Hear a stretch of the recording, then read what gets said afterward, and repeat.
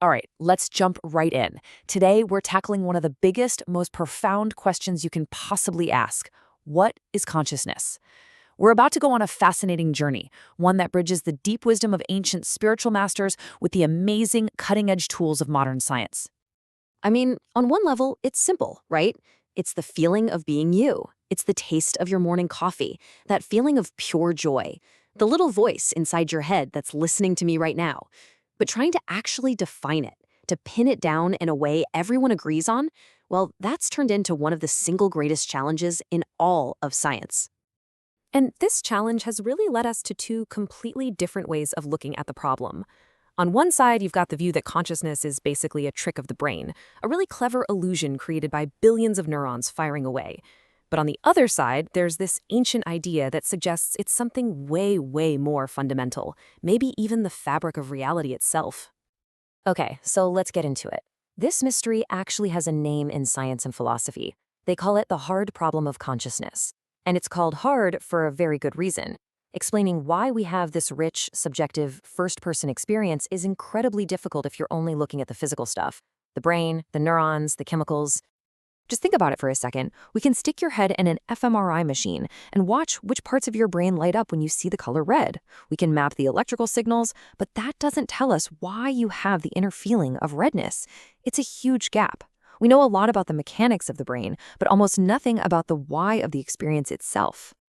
So, if modern science is struggling to figure this out by looking from the outside in, what happens if we flip the script completely? Let's take a step away from the modern lab and travel back to 19th century India to hear a totally different perspective from the spiritual master Sri Ramakrishna. He didn't use a microscope. He approached this through direct personal experience. For Ramakrishna, everything revolved around this one idea, Chaitanya. It's a Sanskrit word, and it basically means this one, supreme, universal consciousness. And this idea just turns the whole Western model on its head. In his view, consciousness isn't something the brain makes. Nope. It's the fundamental reality that everything else, our brains, our bodies, the entire universe exists inside of. And he used this absolutely brilliant analogy to explain it. We're like that little boy. We see all the activity of our minds, our thoughts, our feelings, our senses, and we think, wow, look at those potatoes dancing. We think that's the whole show. But we're completely unaware of the invisible fire underneath, the pure consciousness that's making the whole thing happen. And get this, for Ramakrishna, this was not some abstract theory you just talk about. He insisted it was a direct personal realization you could actually experience. There's a famous story where he gave his sharpest student, a young skeptic named Vivekananda, a direct transmission of this state with just a single touch. And in that moment, Vivekananda saw that everything, the walls, the people, himself, was all made of one single conscious substance. Okay, so you have this profound, almost indescribable mystical experience. How in the world do you translate that for the rest of us in the modern world? Well, that's where his brilliant student, Swami Vivekananda, enters the picture. He took that direct experience and forged it into a practical, logical path for everyone. Vivekananda's core message was just electrifying. He said that this universal consciousness, this divinity, isn't something out there. It's our own true nature. It's a potential that lies dormant inside every single one of us, just waiting to be awakened and expressed in our everyday lives. He actually boiled this whole thing down into what you could call 4 modern sutras, a clear, step-by-step framework for your own spiritual evolution. And you can think of it like a toolkit. He said you can do it through your work, through worship, through meditation, or through philosophy. He offered multiple paths, and he stressed that all the rigid rules and dogmas, they're just minor details. This was revolutionary. It took spirituality out of the hands of just a few and made it accessible to you and me. The goal isn't just to believe it, the goal is to manifest it. So this idea of a practical spiritual toolkit is pretty profound. But what happens when you take these ancient practices and point our modern scientific instruments at them? I mean, what can we actually see happening inside the brain of someone who decides to walk this path? And here we come right back to that central conflict. The standard materialistic view says consciousness is just a byproduct of the brain's wiring. But the Vedantic view, the one Vivekananda championed, says that consciousness, the true self or Atman, is the fundamental thing, and it uses the brain like a musician uses a piano. The brain doesn't create the music, it's the instrument through which the music is played. And this is where it gets really, really interesting. Neuroscientists studying the brains of meditators are seeing real, tangible changes. They're seeing something called enhanced brainwave coherence, which basically means different parts of the brain are starting to work together in perfect harmony, like a world-class orchestra.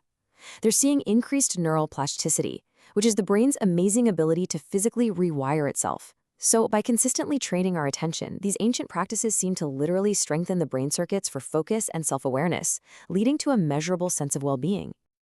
Okay, but what about the ultimate test? The real acid test for any theory of consciousness. What happens in that state where our brain seems to switch off, our senses go dark, and our sense of me just dissolves? Deep, dreamless sleep. For the longest time, the standard scientific answer was pretty much, yeah, of course it does. Consciousness is what goes away when you're in a dreamless sleep and comes back when you wake up. Simple. But new and really exciting evidence is starting to seriously challenge that basic assumption. So here's the crucial point. Studies are now showing that your brain can still learn and process sounds while you're in deep sleep. And even more amazing, for very long-term meditators, a subtle sense of awareness, a feeling of I-ness, can actually persist. This suggests consciousness might not be vanishing at all. It might just be changing its state, operating without all the usual noise. And this is the part that might just give you goosebumps. This table looks like something right out of a modern neuroscience lab, but it perfectly mirrors an analysis that was done thousands of years ago in ancient Indian texts like the Upanishads. They meticulously mapped out these different states, waking, dreaming, and deep sleep, all in an effort to understand the nature of the conscious self that's present through all three. It's a roadmap that modern science is just now beginning to explore.